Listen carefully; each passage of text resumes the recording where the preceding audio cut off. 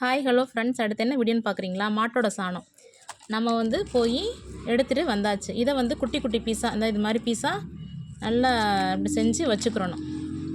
வச்சுக்கிட்டுட்டு நம்ம எந்த ஒரு செடி வைக்க போகிறதாலும் சரி, அதை 2 டேஸ்க்கு முன்னாலே தயார்படுத்தி குழியாக நோண்டி நம்மளோட உரக்கழிவு, நம்மளோட ஃபெர்டிலைசரு, இந்த மாட்டோட சாணம் எல்லாமே போட்டு நல்லா இது மாதிரி கொண்டுட்டு வரணும். பவுட்ரு மாதிரி கொண்டுட்டு வந்துட்டு நம்ம வளர்க்குறதுக்கு முன்னாடி ஒரு 2 டேஸ்க்கு முன்னாடி தயார்படுத்திடணும். மண்ணை தயார்படுத்தினா நம்ம செடிகளை ஊன வைக்கணும். பூச்செடி சரி, மரங்கள் சரி, எந்த ஒரு செடினாலும் இந்த டிப்ஸை ஃபாலோ பண்ணி நீங்கள் ஊனி வைங்க.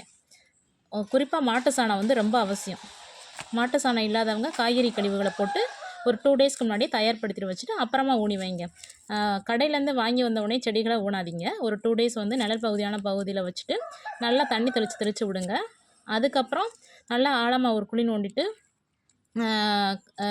சாணம்லாம் நகர்ப்புறங்களில் கிடைக்காது.